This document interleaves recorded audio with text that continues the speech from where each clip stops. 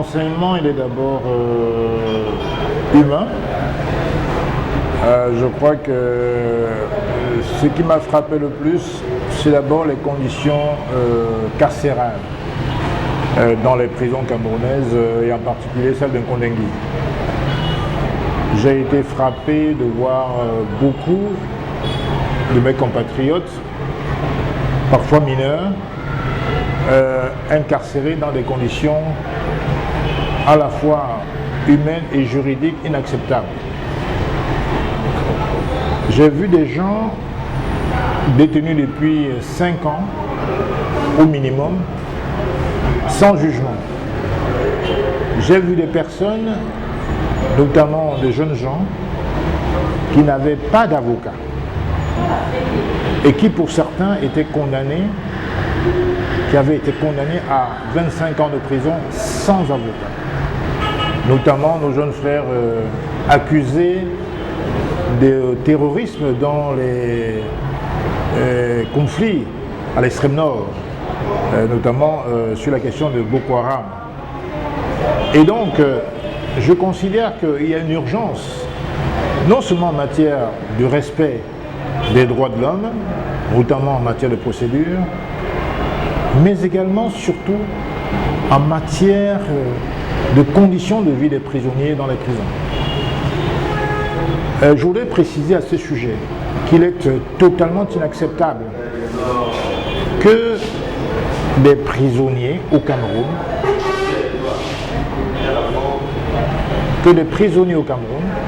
soient réduits pour beaucoup à dormir à même le sol. Vous comprenez bien que c'est humainement inacceptable. Et sur la base de ceci, s'ensuivent de nombreuses maladies. Certains en meurent. Vous avez par ailleurs dans nos prisons des malades mentaux. Des malades mentaux qui sont maintenus dans nos prisons. Or, que dit la loi en matière de détention de malades mentaux? Ils doivent être retenus ou détenus dans des centres spécialisés pour malades mentaux. Il se trouve donc que, malheureusement, dans la prison où j'étais, il y avait des jeunes gens, malades mentaux, qui étaient quand même détenus en prison, dans un centre pénitentiaire. Et ce n'est pas acceptable. Et pire encore pour certains, ils avaient obtenu d'ailleurs la libération, mais pour des raisons de frais de sortie, de levée d'écrou, ils n'ont pas pu se libérer de ces frais et amendes qu'on leur demandait. Et donc ils sont, j'allais dire, séquestrés, malgré la libération ordonnée par le juge. Vous voyez donc bien que sur le plan juridique, c'est intenable. Le code de procédure pénale n'est pas du tout respecté. Et bien entendu, sur le plan humain, c'est quelque chose qui est exécrable et absolument inacceptable. Voilà. Bon, maintenant, le reste, pour ce qui nous concerne, vous savez très bien que nous avons été mis en prison sans motif, pour des raisons notamment politiques, et on nous a sortis sans motif. Voilà.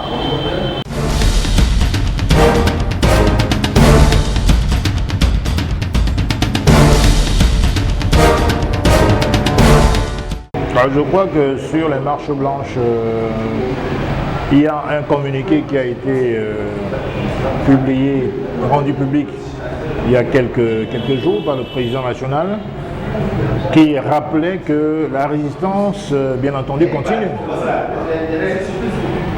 Elle n'a jamais été suspendue.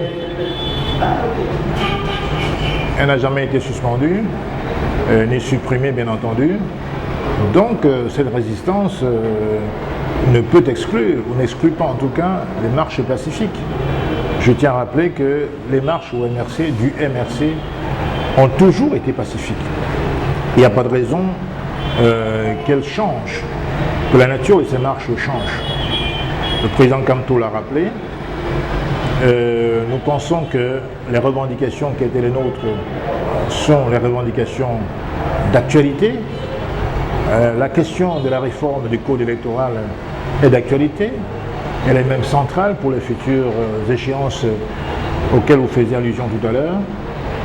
Et il faut donc que les Camerounais le sachent. Nous avons un devoir de rappeler que nous ne pouvons pas prétendre aux élections transparentes et saines sans qu'il y ait cette réforme indispensable du code électoral.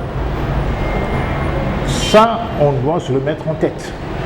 Donc il est tout à fait normal que le président national de son Excellence Maurice Kamto puisse le rappeler au peuple camerounais. Quant à la programmation des marches auxquelles vous faisiez allusion, je ne peux rien vous dire, n'est-ce pas, de particulier. Cette décision est prise par le directoire du MRC. Pour l'instant, il n'y a pas de communiqué ou de réunion allusive à ces éventuelles marches, mais sachez une chose, nous n'avons jamais, comment dirais-je, exclu les marches de nos mécanismes ou de nos modalités de protestation ou de contestation. Pour ce qui me concerne, quant aux élections qui arrivent, aussi bien législatives que municipales, je vous prie d'accepter que je fasse une déclaration plutôt dimanche prochain à ce sujet. Pour l'heure, je ne peux rien vous dire de précis là-dessus. Souffrez un peu encore quelques jours, 48 heures, et ensuite je ferai une déclaration publique et solennelle sur mon éventuelle participation à ces élections futures, municipales et législatives.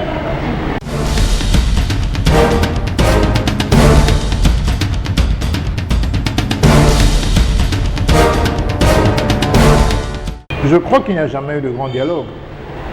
Il y a peut-être eu un grand bialogue. Ce qui est certain, c'est que le personnage, l'homme qui a convoqué ce dialogue, est un homme qu'on sait fourbe et qui a l'habitude de pratiquer une extrême duplicité. Donc, cette énième roublardise n'a surpris que ceux qui voulaient être surpris. Pour ma part, je peux vous dire que je n'ai jamais cru à ce dialogue. La preuve, c'est que quand vous regardez bien dans les détails, essentiellement ont été convoqués les amis de M. Paul Biya, notamment ceux de son parti.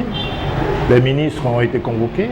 Or, si un dialogue est convoqué pour résoudre une crise, en l'occurrence celle du Nozo, comment se fait-il que les acteurs principaux de cette crise, aussi bien du Nozo et post-électoral, ne soient pas conviés au dialogue? C'est quand même assez extraordinaire. On ne fait pas la paix avec ses amis, puisque ce sont ses amis, on fait la paix avec ses ennemis.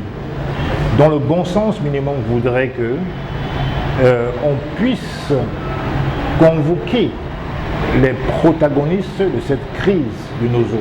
Et par ailleurs, puisqu'il faut résoudre globalement les conflits dans un pays, il fallait organiser un dialogue, notamment en invitant aussi le vrai vainqueur des élections de 2018 à ce dialogue.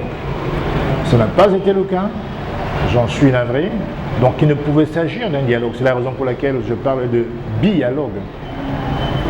Il faudra bien un jour qu'il y ait dans ce pays un grand débat national, inclusif cette fois-là, parce que là il était exclusif à ses amis, notamment au RDPC. Il faudra un jour donc mettre en place, convoquer un grand dialogue national, un véritable dialogue national, qu'on pourrait qualifier peut-être d'états généraux de la gouvernance, et qui mettrait à plat tous les problèmes, n'est-ce pas, que traverse le Cameroun depuis environ 3 décennies, et presque 4 décennies. C'est important et c'est urgent. Notre pays, notre cher pays, a régressé d'au moins 40 ans. Vous vous imaginez dans l'état dans lequel se trouve le Cameroun depuis 82. C'est absolument incroyable. Nous n'avons même pas le niveau de vie aujourd'hui de 1977. Et ça, la cause profonde, c'est la gouvernance, ou plutôt la malgouvernance. Il y a donc un problème de fond. La crise du Nozo n'est que, on va dire, l'excroissance n'est qu'une manifestation parmi tant d'autres de cette mauvaise gouvernance. Aujourd'hui, sur le terrain, dans les faits, nous constatons que le Cameroun a 8 régions. Les Ambazoniens font la loi dans les 2 régions du Cameroun aujourd'hui. Les impôts ne sont plus payés, les ghost towns sont récurrentes, sont permanentes, et l'État est absent dans le Nozo. Aujourd'hui, alors je vous parle. Voilà, et en prime de cela, les meurtres sont discontinus. Et c'est des désolations, des humiliations, des assassinats de tous les côtés chaque jour. 3000 morts. Fallait-il attendre 3000 morts pour convoquer un dialogue? Non, disons la vérité. Ce faux dialogue, ce dialogue, était une commande de M. Guterres, le secrétaire général de l'ONU, que M. Biya leur a livré pour répondre à une certaine exigence apparente, parce qu'en vérité, dans cette convocation au dialogue, n'a figuré à aucun moment la volonté de résoudre les problèmes du Nozo, ou pire encore, les problèmes du Cameroun.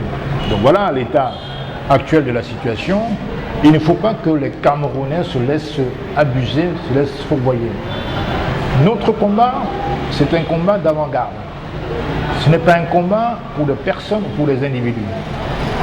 Les Camerounais doivent comprendre que nous sommes dans la continuité de la lutte de ceux des patriotes et des nationalistes qui nous ont précédés.